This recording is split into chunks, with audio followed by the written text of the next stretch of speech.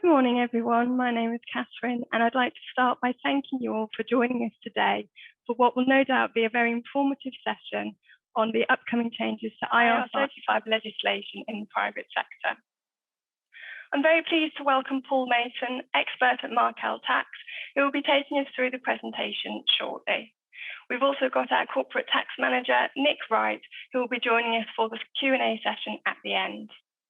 Just before we begin, I'd like to quickly run through some housekeeping first. Today, you are joining in listen-only mode, which means that your microphones and webcams are automatically disabled. If you have any questions as we go through the presentation, you will find a Q&A box. If you type your question in here, Paul will try to answer these as we go through the presentation. There is also a tick box which will enable you to ask your questions anonymously if you would prefer. Any questions that we don't manage to get through as we go through the presentation, we will pick up at the end during the Q&A session. I also just want to let you know that this session is being recorded and a copy will be made available to you over the next few days. That's all from me. I'm now going to hand over to Paul, who will begin the presentation. Paul, thank you very much, and over to you. Thank you, Catherine. I'm really looking forward to today's session on the changes, upcoming changes with IR35.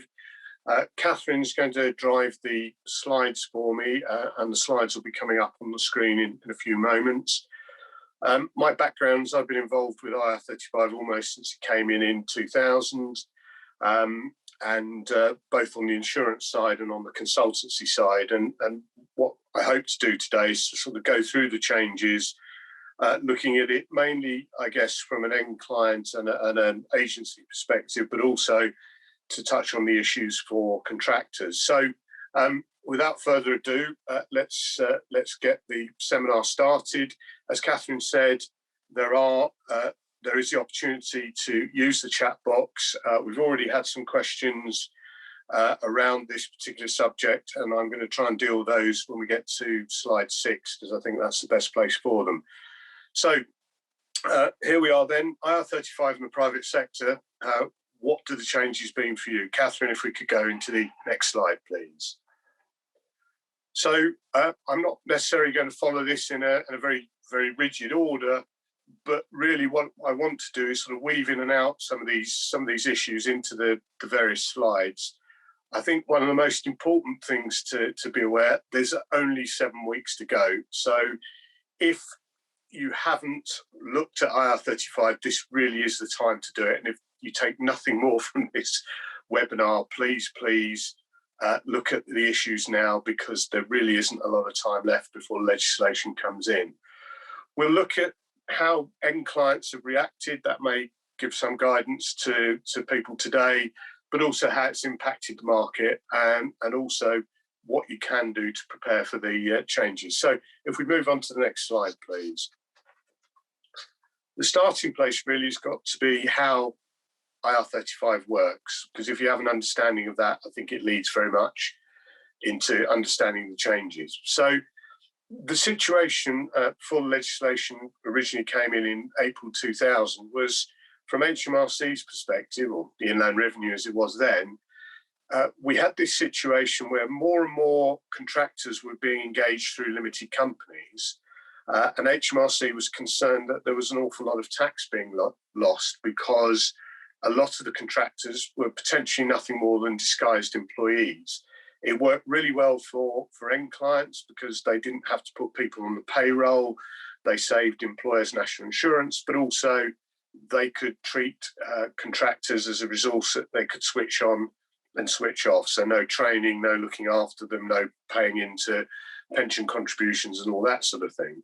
From the contractor's point of view, although there was always the risk that work could dry up, the point was that the contractor, by billing through their limited company, had the ability not only to save national insurance on the income that they earned, but also there were some tax benefits there for dividends. Now, those tax benefits for dividends have been much more limited. Here we are 21 years later, but nevertheless, for a contractor to be on an engagement that's outside of IR35 is still tax beneficial, even if it isn't as beneficial as it was back in April 2000. So the problem facing HMRC was, how do we tackle this particular issue? Because what you typically have, and this won't be for all engagements, but for a lot, is that you'll have an end client that is seeking to undertake a project, or perhaps needs a new resource within their business, needs to go outside the business, often will look to an agency to find that individual. That individual will be engaged through their own service company, typically a limited company. I'm probably going to use the term PSC, or personal service company, throughout today's presentation. And that service company would be engaging the services of the worker, who, again, typically would be the shareholder, director, possibly the only shareholder and director of that business. So from the end client's point of view and the agency's point of view, there are absolutely no issues. Both are engaging a limited company. You cannot employ a limited company. So the actual issue, once IR35 came in, fell at the feet, effectively, of the service company. And essentially what HMRC are required to do is to create what's called a hypothetical contract. And that's effectively the dotted line you can see on the right-hand side of the slide. And what they're required to do is effectively say, if there was no intermediary in the chain, if the worker was engaged directly with the end client, what would that relationship look like? Would it look like one of employment, or would it look like one of self-employment? And just to make the point that the intermediary in the relationship is actually the individual's company, not the agency. Yes, an agency is an intermediary, but IR35 would still apply even if there wasn't an agency in the chain. The intermediary is the service company. So the question that we have to ask, and this is the point to, if we can move to the next slide, please, Catherine. The question that we have to ask, strangely, is actually, do we have a contract of employment? Not is this self-employment, but do we have a contract of employment? And the reason that we have to ask this question actually comes out of a case that was settled back in 1968, Ready Mix Concrete. And Justice McKenna in that case was able to set down the three key factors that determine whether somebody is an employee or not. Now, I'm an employee of Markel Tax, and essentially these three key factors apply to me. So I have to get up in the morning and provide my service. I can't send somebody else along to do the work. Secondly, I am controlled by my boss. Now, I largely run my own diary. My boss hasn't told me, for example, to do today's webinar, but there are moments where he could say, I need you to speak to this client, or if we ever return to normality, I need you to go and see this particular customer, and clearly I need to do that. And then thirdly, there is this thing called mutuality of obligations. Now, at its kind of most basic level, what we're saying is there is an expectation that work will be offered to me and that I will accept it. And so if that day ever came about where there was no work for me, the company would either have to pay me to twiddle my thumbs, or they would have to make me redundant.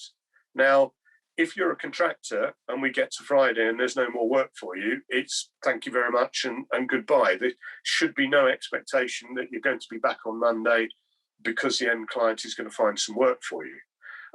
Similarly, what contractors would be looking for in a contract with the client or via the agency and the client is something that talks about control and says that the contractor or the supplier or the service provider, whatever reference their company is given in the contract, that the supplier is responsible for the method of the performance of the services, i.e. responsible for how the work is done.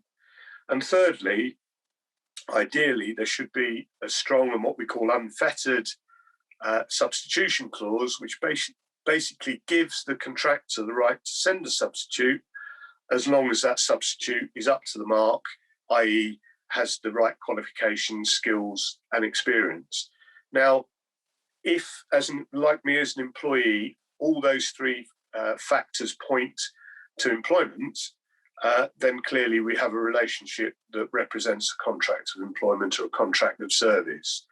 But what a contractor is looking for, based on Justice McKenna's judgment back in 1968, is actually for one of these three to be missing. Ideally, yes, it would be great if there was a clear right to substitute, if there was no right of control for the client and there were no mutuality of obligations.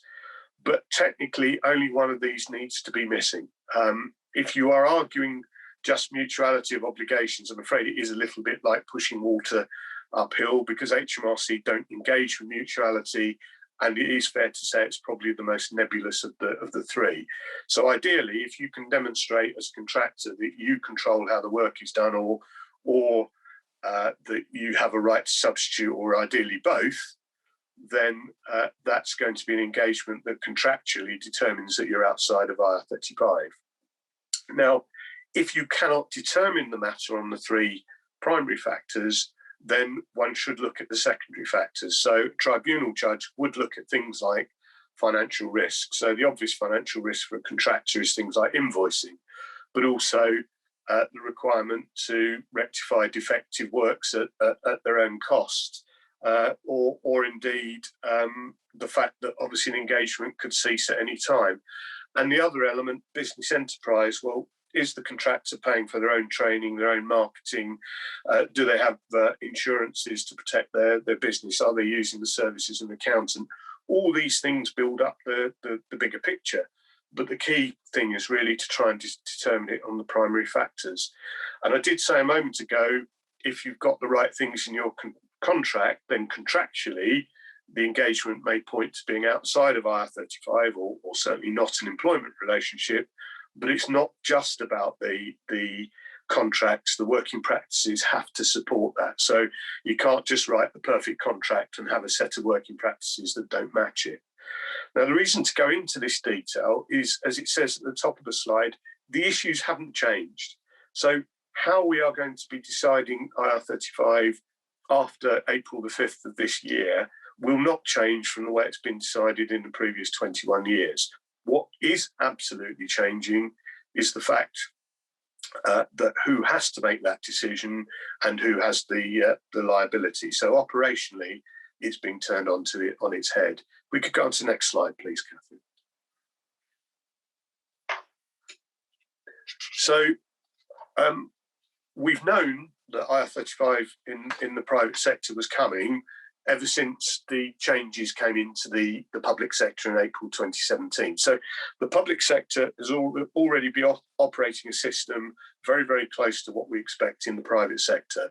But when the private sector changes come in, there will be elements to the private sector that are not in the current public sector regime, and they will be coming in for both.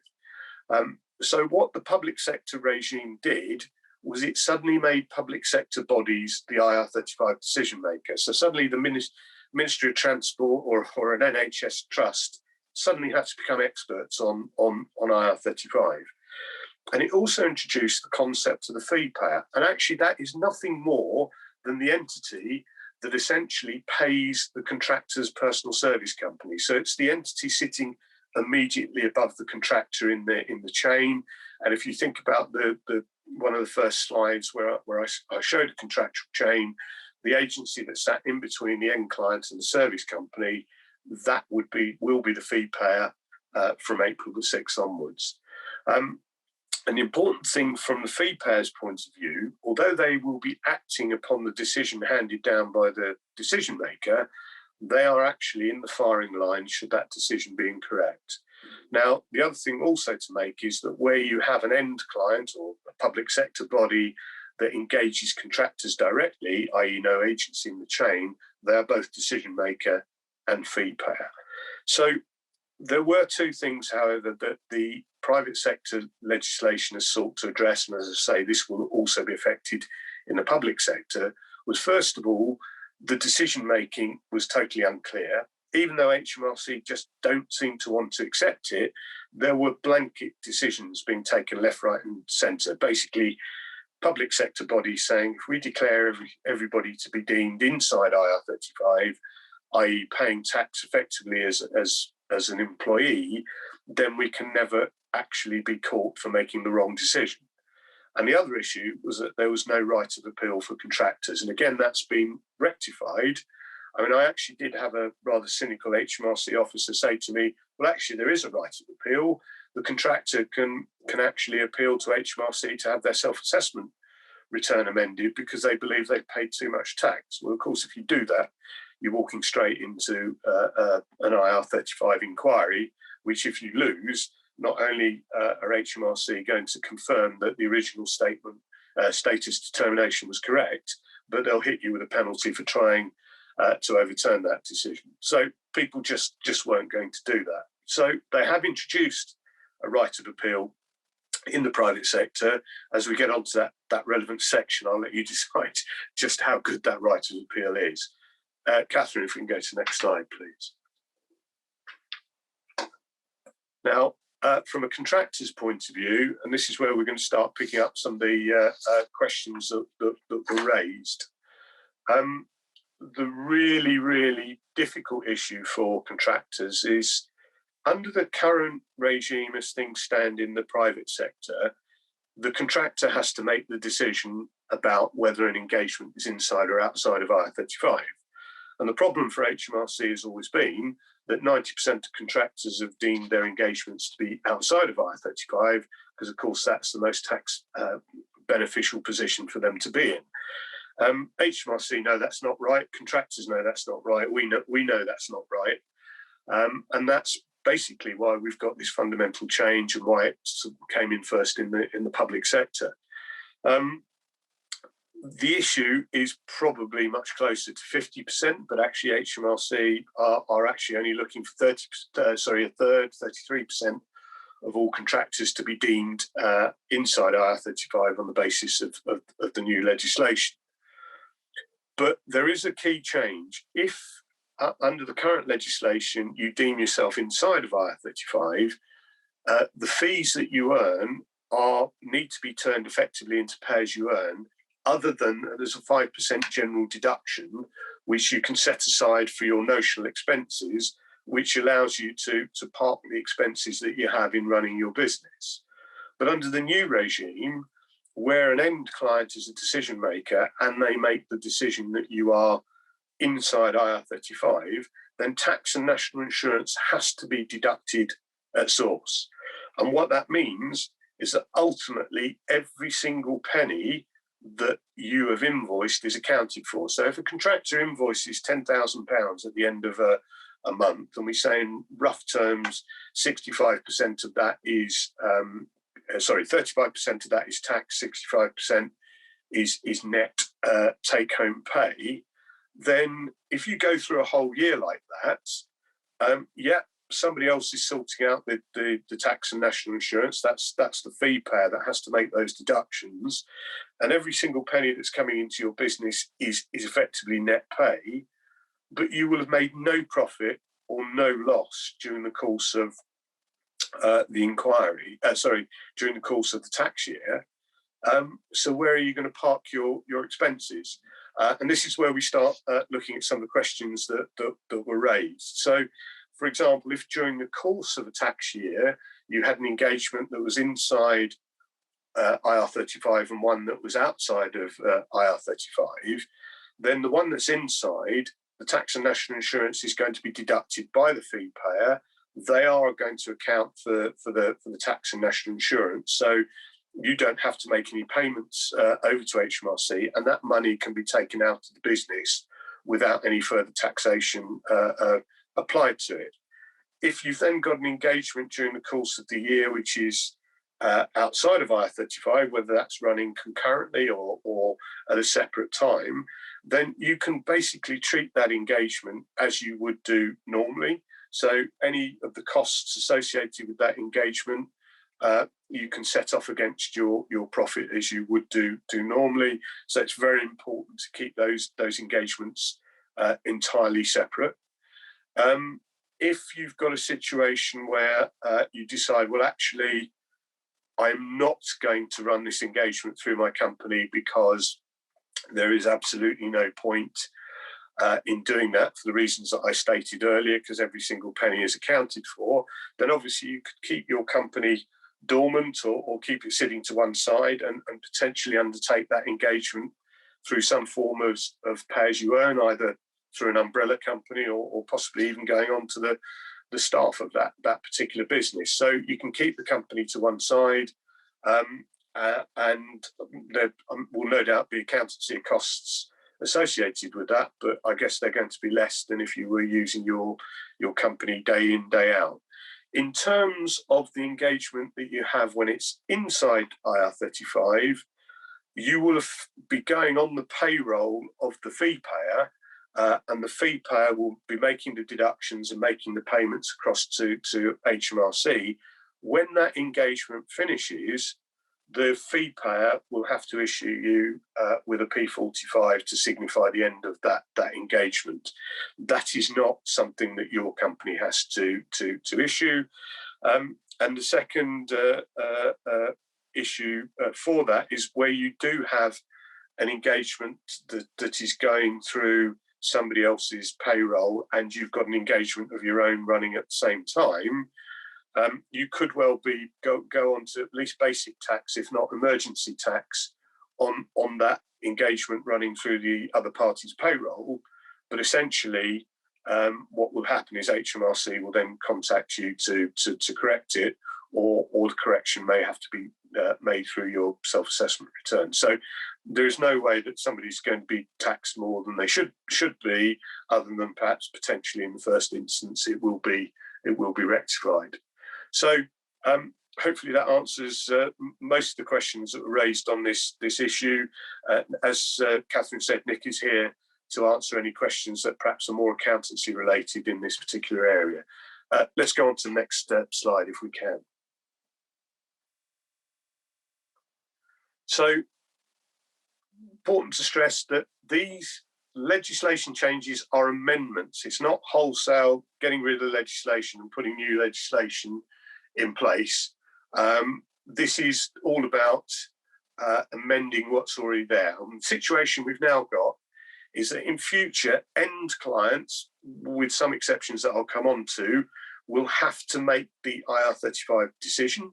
And if they're engaging contractors directly, they will also be the fee payer. If they're engaging through an agency, the agency in the chain, because there could be two or three, the agency closest to the PSC will be the fee payer and have that responsibility. And actually, the personal service company goes from being absolutely central to everything to almost a bit part, in the sense that they basically will be reacting to decisions that are handed down to them.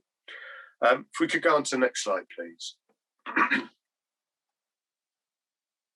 So, having made the point that the end client has to make the decision, how do we determine the end client? And I think the first place to start is, are we talking about a role being filled, or are we talking about contracted out services? So, to give you a good example, I was talking to a small consultancy that was engaged by a utility company. And the utility company, quite used to engaging contractors, turned around to the consultancy and said, look, we've got a piece of work for you. We believe that that's going to need a project manager, a couple of business analysts, a couple of testers, and whatever. If that's the way the engagement was put together, that is the end client telling the consultancy, these are the roles that need filling. Find those people to fill those roles because we know you have the contacts in the industry. That would make the water company the absolute end client for this, and the consultancy company would effectively take on the role of fee payer because they would be paying the PSCs that they engage. However, if the water company had turned around to the consultancy and said, this is the work that needs to be undertaken, this is the time frame, this is what we're prepared to pay for it, you go away and resource it, then that would be a genuine contracted out service, and it would be down to that consultancy to undertake the decision making for the purposes of IR35. And that kind of relationship with the genuine outsourced business, I think, is going to be prevalent clearly in the construction industry, for example. But I think we are seeing lots of consultancies that are springing up, which are small companies. And the interesting thing here is that there is a small companies exemption, and HMRC are really pleased with this because they say it takes 1.5 million companies out of the frame. The problem is that 95% of all engagements aren't actually run through small companies. They tend to be through the medium and large size companies that have to make these decisions. And HMRC believes there's about 60,000 businesses that are affected by that. But if you are a small company, which means you can tick 2 of the 3 bullet points that you see on the screen, then you don't have to make the IR35 decision. And actually what happens is it's then pushed down to the individual contractors that you engage. So for those contractors, actually kind of nothing really changes for IR35. They're the decision maker up to the 5th of April. They'll be the decision maker from the 6th of April if engaged by a small company. So you can actually see the attraction for an end client engaging a small company, because actually they devolve the responsibility of IR35 down the chain and ultimately down to the contractors themselves. I suspect HMRC are going to look at some of these relationships to make sure that they are genuine outsourcing, because we are seeing small consultancies springing up where they're sort of issuing statements of work and it's all a bit blurred. And as I say, I think HMRC will challenge that. Right at the bottom of the screen, you'll see the words overseas clients. If a contractor is engaged by an overseas client that has no UK presence, irrespective of the size of that overseas client, because they are overseas, HMRC can't impose UK tax legislation upon them. So effectively, it will become the responsibility of the contractor to determine their own status. And that's because their company is the first onshore intermediary. So a contractor engaged by a small company or engaged by a wholly overseas business to do the work will have to make the decision on IR35. Otherwise, it's going to rest with the 60,000 businesses that are medium and large size and that are affected by this. So if you're one of those, unfortunately, you've got a fair bit of admin coming your way. Can we go to the next slide, please? So knowing that you have to make a decision, HMRC are very, very clear that the decision has got to be made according to the legislation. They don't give any real accurate guidance of exactly how you should do it. But what they say is that each and every engagement, a decision has to be made, whether it's inside or outside of IR35. The end client has to take reasonable care in making it that decision. You can't just say everybody's inside or everybody's outside. Now, you can look at groups of workers that are undertaking the same role, as long as basically the working practices are the same, the contractual terms are the same, but you cannot just make blanket decisions. You have to communicate that decision. I'm going to talk in a moment about how you do that. And also you have to have what's called a client-led disagreement process, which basically means that if a contractor challenges your IR35 decision, and let's be honest, they're only going to challenge it if you deem the engagement to be inside IR35, because that means they're going to be paying a lot more tax, then you have to respond to that decision. And if you don't do all of those 4 things, what HMRC will do will effectively confer the fee payer liability onto you. So if you don't do that, even if it's an engagement where you told the fee payer that they had to deduct tax and national insurance and they did that, HMRC will come back to the end client and say, we want that tax from you, and then arrange to pay the fee payer back. So it is really, really important that end clients take this seriously, because the legislation is framed in such a way that it only makes sense for HMRC to start their inquiry regime, their compliance regime, by going into the end client first and seeing whether they've taken reasonable care.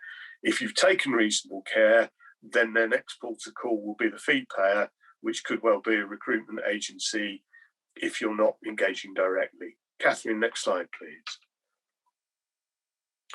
So this status determination statement, this document doesn't just say that the engagement is inside or outside of IR35, it's got to give reasons. And those reasons have got to be based around the contract. So if you believe it's outside of IR35, you'd be mentioning that the contract, for example, has a right of substitution or determines that you have no right of control over the contractor, and also that the working practices support all of that. The document, the SDS, has to be given to the worker, so to the individual. And if there are parties below you in the contractual chain, so if there's an agency, it has to be passed on to that agency as well. And the other thing with the SDS is if there are further parties below that agency, they are responsible for passing the SDS down. If they don't, then the last party to hold the SDS will be given the fee payer liability. So it's really important as an end client you pass it down, just as important that an agency passes it down if there's more than one agency in the chain. And the client-led disagreement process, you've got to have one. They don't tell you how it works. Certainly something we're advising end clients on, but you've got to have a process. And what that requires you to do is within 45 days is give a reasoned response to the challenge by the contractor. Now, I've got quite a lot of sympathy here for end clients, because if you've gone about the SDS process properly, it's a bit difficult to think what on earth you're going to say over and above what you've already told them. And it would have to be a real sort of light bulb moment for you to change your decision. Now, I think with a lot of engagements where contractors have been treating them as outside of IR35 up until now, when they're told that they're inside of IR35 in the future, I can see a position where a lot of contractors will challenge that almost for the hell of it. But in the future, it will become much clearer, because as you have new engagements, it will make sense to say this is an inside or this is an outside engagement. And if it's an inside engagement and the contractor knows that from day one, it's really unlikely, I think, that they are then going to challenge that engagement. More likely they'll say, I'm not going to apply for it. So again, it's important that you have this process in place. And just to say, you don't have to wait until April the 6th to get all of this done. You can make these decisions now. You can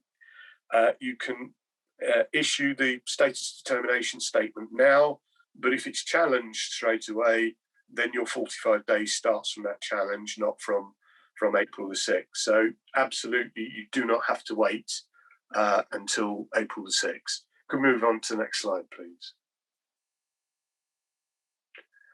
So we've talked a lot about the client. So fee payers or fee payer agencies are responsible for deducting the correct tax and national insurance.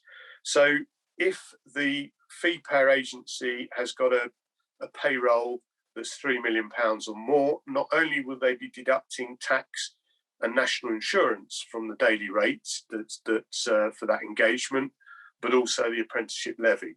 So if I just leave that to one side, what this effectively means to a contractor is if the engagement was, say, £500 per day, then the contractor basically is going to see that £500 reduced by employers' national insurance. So that's probably going to knock roughly 10% off that £500. And then that £450 is effectively going to be like the gross pay for an employee. So that's going to have tax and employees' national insurance deducted from it to arrive at a net figure. On top of that, because the engagement is deemed to be inside of IR35, they're not going to be able to claim their home to site travelling expenses because basically they're being taxed as an employee. And of course, employees cannot claim their daily commute. So it is a triple whammy, it has to be said. But going back to the agencies, I mean, how prepared are they? I mean, have they had their contracts looked at? Have they been talking to their end clients to understand how their end clients are going to approach all of this? Because it is very much end client led. Now, we've talked about contractors being able to challenge the status determination statement, but it actually looks like the way the legislation is framed, that agencies can't. Now, again, you can't see an agency challenging an inside determination because that's absolutely clear what they have to do. But if it's an outside determination and they're a little concerned whether this contractor actually is outside of Ir35, then they've got a problem, because it doesn't look like that there's a legislative challenge that they can make. So maybe their decision might be whether to engage that contractor or not. And then, of course, we start getting into the commercial realms of perhaps the end client saying, well, if you don't engage this one, you're not getting any of the others either. So it could put them in rather an invidious position. And arguably, if they do refuse to engage or say, well, actually, we're only engaging on the basis of inside, technically, they're effectively becoming the final arbiter of status. What we're finding now with contractors, and with agencies, and I'll come on to this later, is, of course, they're worried about their liability, and they're looking at the potential of insurance-backed solutions to back up the due diligence that's been undertaken, because ultimately they don't want to take the hit of an engagement that turns out to be wrongly determined above them in the contractual chain. Move on to the next slide, please. There is also this provision for the transfer of debt. It's not a new concept. We saw it in the managed service companies legislation, which came in, I think, 2008. And the reason that it's in there is that there are already payment intermediaries that are basically saying to end clients and agencies, we would be more than happy to do the payroll, to pay the contractors on your behalf, and we'll sit in between the agency and the service company. And of course, what HMRC are concerned about is the payment intermediary waltzing off without paying the tax and national insurance. So if they don't get the tax and national insurance that's due to them, the transfer of debt allows them to go up the chain. If there's only one agency in the chain, that's where they'll start. If there's more than one agency, they'll just go up to agency one, the one that sits immediately below the end client. But this also has ramifications for the end client, because an end client might think, actually, I've done everything I should have done in terms of making the status determination statement and communicating it. So there's no way that this should come back and haunt me. But actually, if you've got a situation where the agency below the end client goes under and cannot pay the tax and liability, tax and national insurance liability, then that can be transferred to the end client. So they're never quite totally off the hook, except that, and this goes back to the insurance solution, if the fee payer agency has got a policy in place designed to not only fight an inquiry by HMRC, but also pay the tax loss, then the policy will pick up the tax loss. So you will never find yourself in a position where an agency goes under because they can't afford the tax. So it should therefore never transfer back up the line. But end clients and agencies do need to be aware of this particular element of the legislation. It makes sense that it's there, and there are obviously things that you can do about it in terms of insurance. If you go on to the next slide, please. So how have the sort of end clients in particular reacted to this? Well, we've had a dress rehearsal for this. This time last year, end clients are already making decisions, and particularly in the financial services and banking sector, actually they made their decisions and stuck to them. I don't know whether it's a case they didn't properly understand the issue, or whether it's a case they thought, do you know what, if we don't engage people through limited companies, we can avoid the whole engagement issue altogether, or the whole determination issue altogether. And the reason for this is, if you think about it, if you are an end client engaging 1,000 contractors, and there are certainly end clients that do that, and you're issuing contracts every 6 months, that would effectively mean that you've got 2,000 engagements to review. How big is your HR department going to be? So if you decide not to engage people through their personal service companies, you avoid the whole issue. And what you present the contractor with is 4 options: either to become an employee of the end clients, to take perhaps a fixed term contract, be engaged through an umbrella company or possibly even as an agency worker. All of those options are pay as you earn for the individual contractor and obviously involve paying an awful lot of tax. But as I said, lots of the financial services sector and the banking sector made that decision this time last year and have stuck to it. So when people ask me, will HMRC defer this decision, because there is some talk about that, although you certainly wouldn't get that from HMRC or indeed the government at this stage. The answer, I think, is no, because the damage has been done, because tens of thousands of contractors in the financial services sector in particular, not totally exclusively so, have already had their statuses effectively determined because they've been told you can't engage through a personal service company. The decision was taken 12 months ago, and these businesses have stuck to it.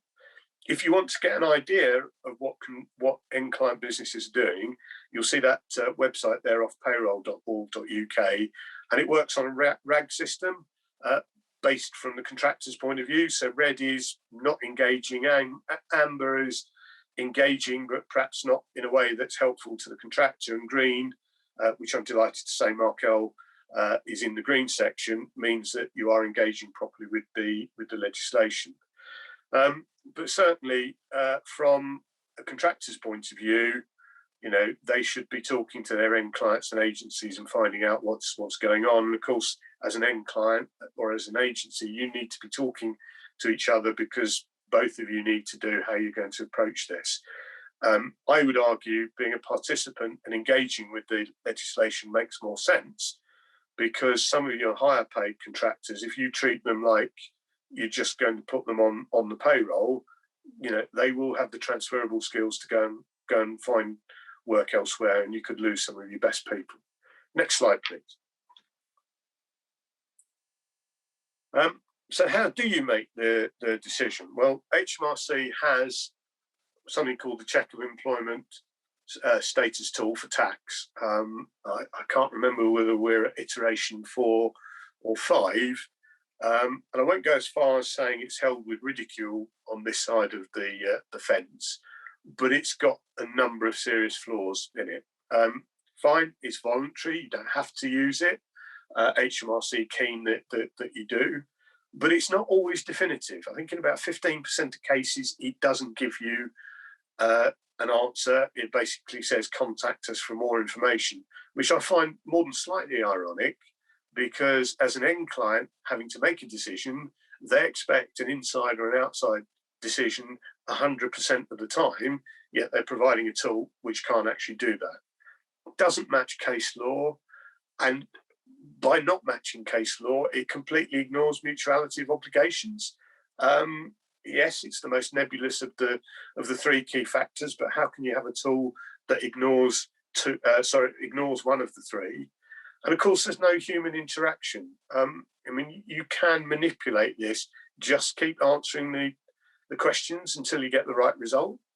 Now, I put that question at the end, will they stand by the result? Well, actually, they say on the face of it that they will. But then there's this rider at the end that says, unless an HMRC compliance visit determines that actually the result was incorrectly created or incorrect, or the information was incorrectly input. I think that's a rather long version of saying no, that they won't. So they've got a tool that's not entirely fit for purpose, that they can't afford to stand by because they know that it can be manipulated. Yes, end clients can use it. It's cheap, it's free, and it's quick. I accept all of that, but it doesn't look at the contract side of things, so I can't really see how you can say it allows you to take reasonable care. But hey, I'm not HMRC. It's their assessment tool. We suggest that you actually do a little bit more than just CEST and actually have some proper human interaction from specialists that can help you get everything as right as you possibly can do in these things. Next slide, please. Comment I just wanted to make about agencies. I think I've sort of talked a little bit about how they can protect themselves as fee payers through an insurance back solution, and you won't be surprised to to hear that Markel Tax provides such a policy.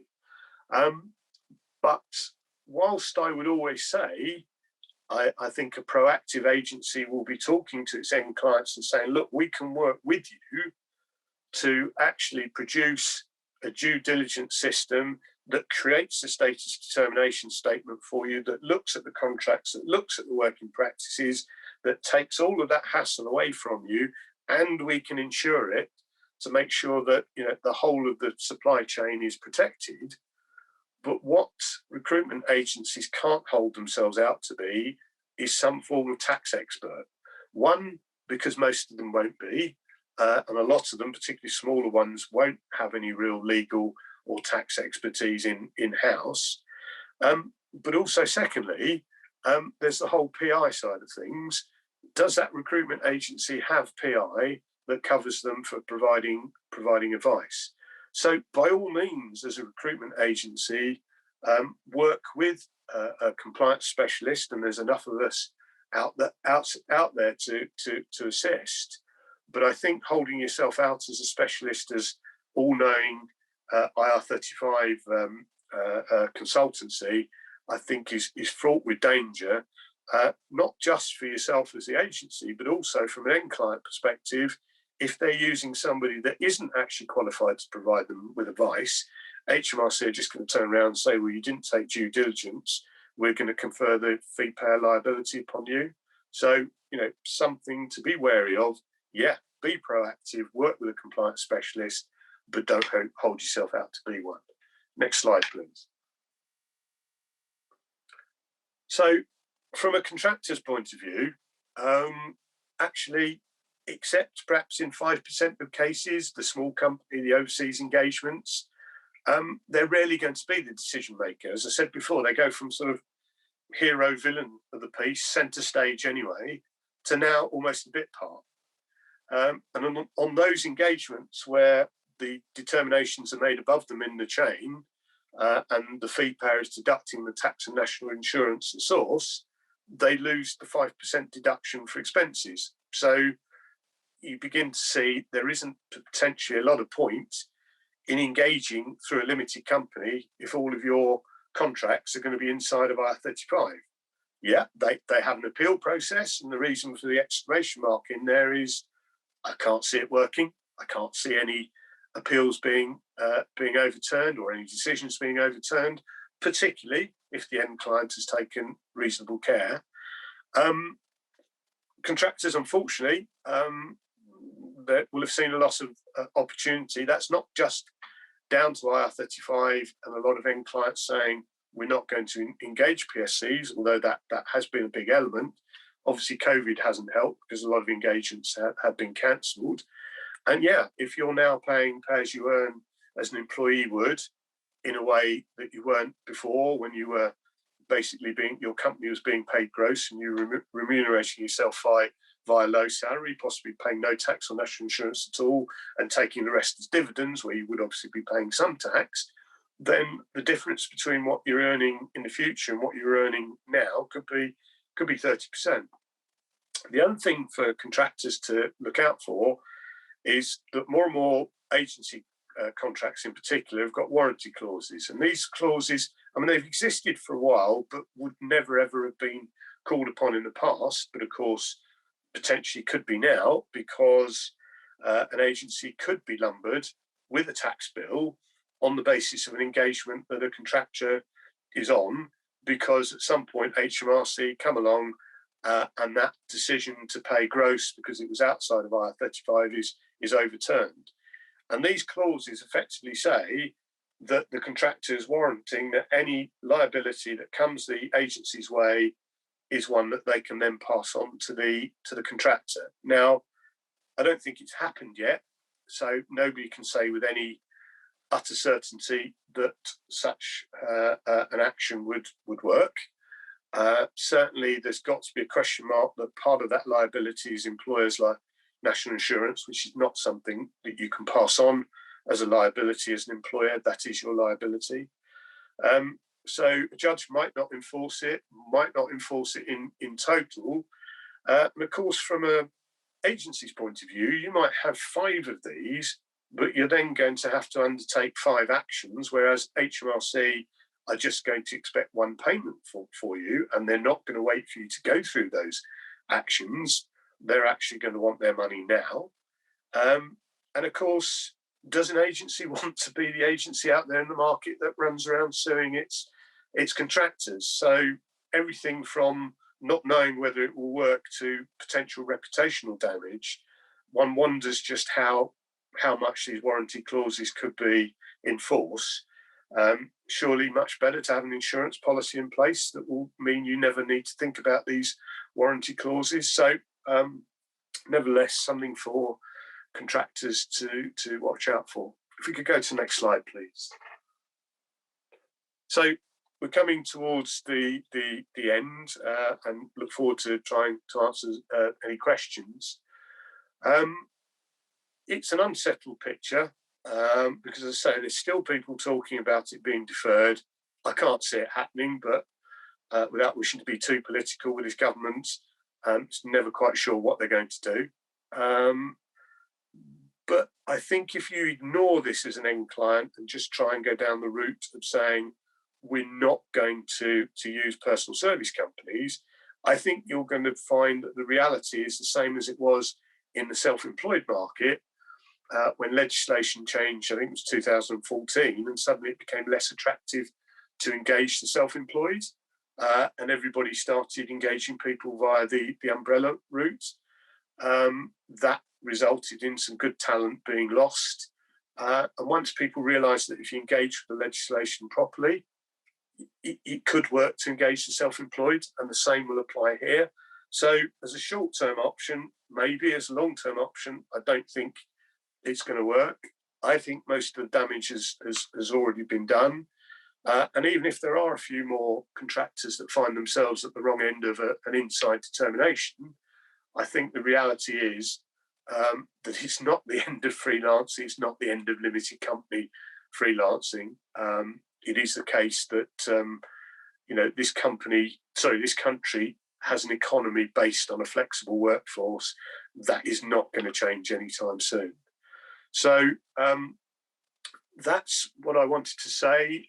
If we could now move on to the Q&A side of things, there's some links there that you'll receive when you receive the slides. Hopefully they'll be of interest. So now I think I need to look in the Q&A section and see if I can answer some of these queries. Sorry, I was going to say we have had a few come through. Some of them do tend to be on the same sort of basis, so some confusion about whether this is only applicable to contractors operating through a limited company as opposed to self-employed individuals or partnerships. Okay, yeah, no, that's a fair comment, and apologies if I didn't make that clear. This only applies to contractors engaged via a limited company or a partnership. Now, there are very few contractors engaged via partnerships. 99.9% tend to be engaged through limited companies. It doesn't apply to sole traders. Okay, so with a sole trader, it's always been the case that the end client had the responsibility for determining whether that engagement was one that looked like employment or self-employment. And indeed, if HMRC were to come along and challenge the status of a subcontractor and say, this person's not a genuine sole trader, nothing more than a disguised employee, they can only be an employee of the engager, and HMRC would be looking to the engager to say, right, okay, they should have been on your payroll, you haven't paid the employer's national insurance, we want that going back X number of years, we want interest on it, and potentially you should have known better, we'll have a penalty. So IR35 does not affect that situation. It pretty much affects those contractors you engage through limited companies. One of the questions, am I okay to continue, Catherine? Yes, no, you carry on. You carry on. One of the questions was, can European clients be considered as end client stroke fee payer if the end client has no European presence in the UK, then the contractor is the one that has to determine whether IR35 applies, and effectively isn't the fee payer per se, but is the one that has to decide whether tax and national insurance needs to be paid on that engagement. So that hopefully answers that question. The question now about the status determination statement. If there's a small company and it's passed down to you, i.e. the consultant contractor is the decision maker in respect for a small company. The situation here is, if you, it depends what we're talking about when you say small company. If you are talking about the contractor's company, the personal service company, who has been engaged by the end client, then if the end client is a medium or large size company, they need to issue you with status determination statement. If it's a situation that you are that small company consultancy sat in between the end client and the personal service company contractor, i.e. you are a genuine outsourcer, then if you are a small company, you don't have to issue a status determination statement, because you don't have that requirement within the legislation you exempt. The contractor has to decide their own IR35 status. I hope that answers the question, but if it doesn't, please do come back to me again. So a small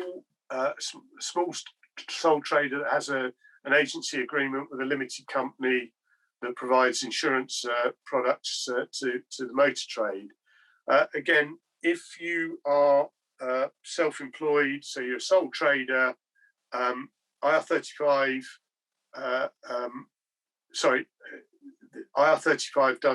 doesn't apply. If you are a sole trader engaging a limited company that provides insurance products, and I'm assuming that you are engaged, the company is providing services to your sole trader, not the other way round, then again, it will depend whether your sole trader business is a small company or a larger company. If it's the other way around and you're engaged by the limited company that's providing insurance related products to the motor trade, it's IR35 is not the issue. You're engaged as a sole trader. So another question is to clarify, if a limited company is classified as outside of IR35 and HMRC say they were inside, the end client will be liable for the fees. The end client will be absolutely liable for the fees if in making the decision originally they didn't take reasonable care, because HMRC don't need to go any further than that. They will just say you didn't take reasonable care in the decision-making process. It's irrelevant whether you gave a decision that was inside or outside. We're conferring the fee payer liability onto you. You're going to have to pay the relevant tax and national insurance. If you have taken reasonable care, but you got the decision wrong, and you are engaging the contractor directly, then you are both fee payer and decision maker. Yes, you would have that liability. If you are the end client, clearly the decision maker, and you're engaging that contractor through an agency, then, and we'll assume there's only the one agency in the chain, then because that agency sits between you and the personal service company and is responsible for paying the PSC, in the event that you can show you took reasonable care, but as the end client you got the decision wrong, unfortunately the liability falls down to the recruitment agency. Hopefully that answers that question. So we've got a question now that says end clients will end up paying more money for the service, i.e. PSCs will increase their rates. you would have thought that that would be a bargaining tool that certainly some contractors will have. And I was on a webinar recently where a contractor basically said, if I increase my rates by 17%, I think he said, will that leave me back to where I should have been? And obviously that depends on what they're earning, how much, how they're paying themselves and everything else. Clearly, some contractors have been successful in negotiating an increase, but a company called Ir35 Shield actually undertook a survey of contractors and their relationships with end clients, and apparently only 16% said they'd been able to negotiate rate increases. Now that may have as much to do with COVID as it does with the Ir35 changes, because obviously if there aren't the engagements around, then very much the end client starts getting the upper hand. But yes, for some end clients, they will have to negotiate rate increases if they want to keep their best contractors. So question about clarifying the small business exemption. Just to absolutely make it clear, the exemption only applies to the end client that has to make the decision. It is irrelevant how big the recruitment agency is. So, you could be Unilever engaging a contractor through a recruitment agency that turns over, £300,000 a year. It is irrelevant that clearly that recruitment agency is a small company. It is because Unilever is a large company, or certainly not a small company, that they have to make the decision. So somebody's asked, their current company is the end user and the agency if they do not take any action prior to the new tax year, they assume that a limited company contractor carries no liability going forward.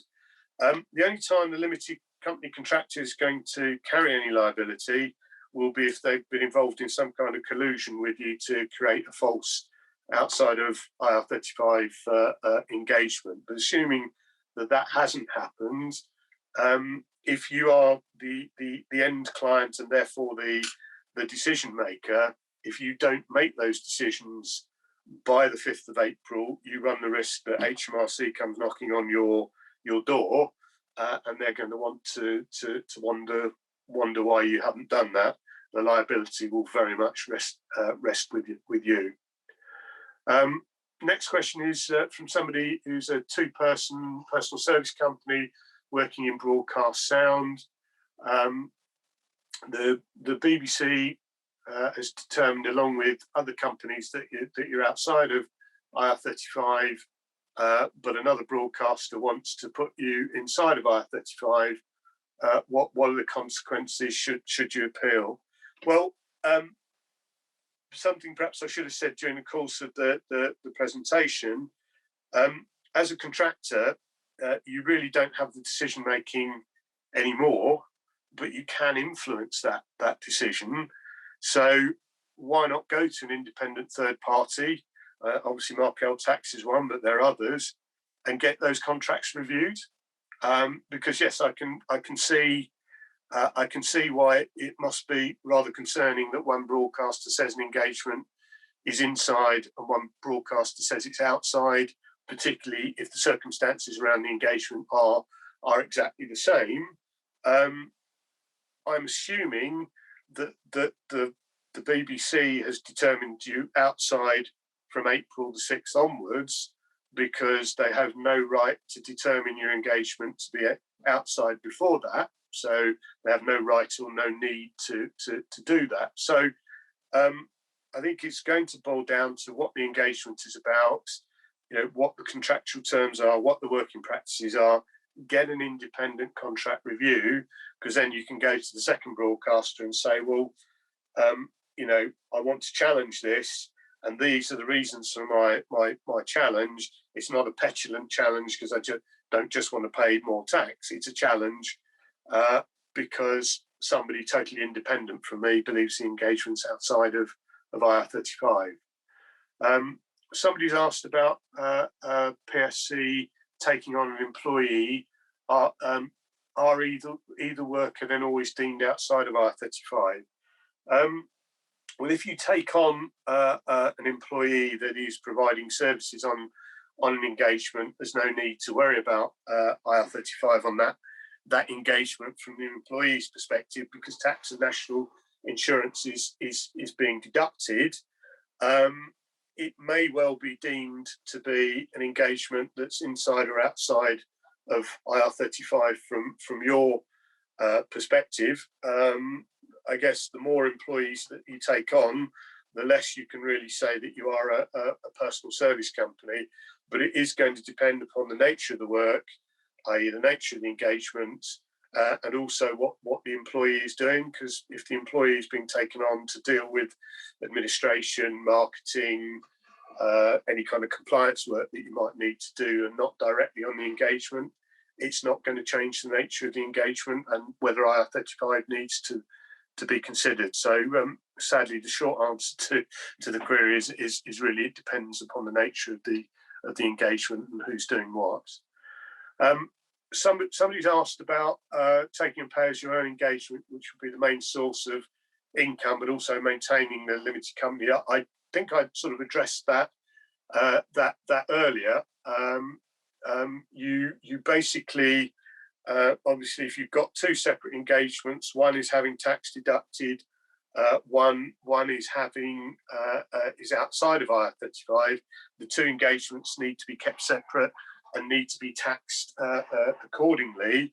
In terms of paying additional directors, obviously, if they are on separate engagements, perhaps one of them's on the outside engagement, you're on the inside, then fine. That's clear. They can be the remuneration there can be taken on the basis of being outside of IR35. Obviously, it does then get a little bit complicated, because obviously if you are paying both the directors as shareholders, you're paying them dividends. Obviously, the dividends can only be payable on the income for the outside engagement, not the inside engagement. And that's why Nick's here to answer those kind of accounting and sort of tax related questions. So I appreciate I haven't wholly addressed everything, but there's not enough information to do that, and perhaps best speak to Jerome, speak to Nick, and we can take that one from there. Somebody's asked about what the risks, benefits are of a PSC using an umbrella company. Just to make it clear, when you use an umbrella company, your personal service company won't be involved. The personal service company isn't required because umbrella workers are employees of the umbrella company. So what happens when you are employed by an umbrella company, and I'll go back to the £500 a day I mentioned in the presentation. If an umbrella company is involved, then from that £500 a day, they're going to take a small margin to provide the services that they provide, which obviously is taking the timesheet that you've completed and turning it into income and paying it into your bank account and making the relevant tax deductions. They're going to make the relevant tax deductions from that £500 a day, again, including apprenticeship levy if their payroll is high enough, and you will be paid every week. It works really well. My daughter came back from Germany. She's a qualified accountant and worked for a business in the public sector through an umbrella company. She got paid every week and it worked perfectly well, but it is pay as you earn. So from a tax point of view, it's clearly not as beneficial as it would be if it was an engagement outside of IR35 where you were being paid gross. So I think, Catherine, that answers all the. Oh no, there's a query about a non-exec director appointed under the Companies Act for a number of companies operate inside her or his limited company or LLP. What we're talking about here when we're talking about non-exec directors or indeed directors that are exec directors appointed to the board of a business, where you are a director of the business, then you have to consider the office holders legislation. So if you were put into a role of non-exec director, and that's a role that will continue whether you're in it or not and was there before you were in it, or if you were appointed as an interim CEO or finance director, again, a role that will continue after your engagement has finished, then that engagement is one of an office holder, and all office holder engagements are inside IR35, and therefore tax and national insurance must be deducted. However, you can have a situation where a non-exec director is not just paid to attend the monthly, quarterly board meetings, but actually, because of their particular area of expertise, is asked to undertake a particular project or a specific piece of work. They can absolutely do that through their own company, and it can be an engagement that's outside of IR35, but you need a separate contract for that. There needs to be, to use that political expression, absolute clear water between your contract of employment as a non-exec, or indeed as a board member, and your contract for services to undertake that specific project. So you can have those split contracts.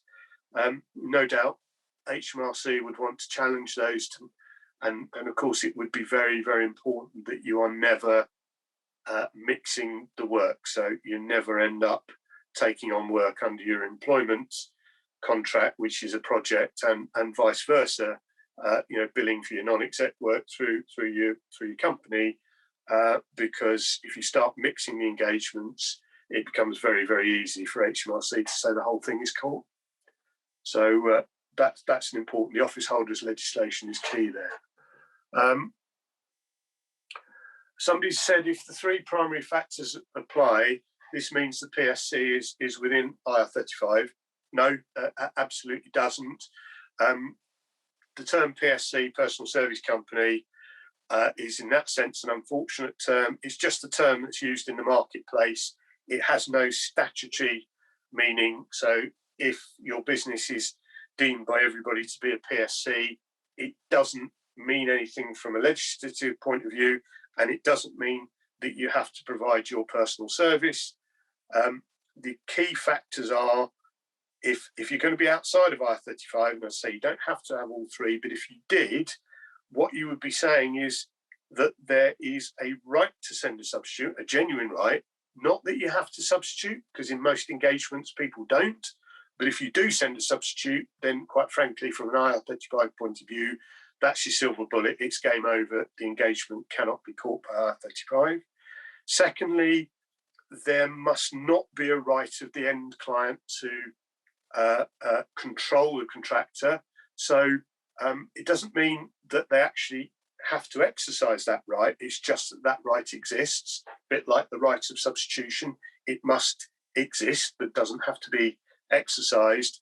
And great, if you can deny mutuality of obligations, that's perfect. But in most instances, if you can deny a right of control by the end client over the contractor, and if you can demonstrate there's a genuine right to substitute, those are your two silver bullets.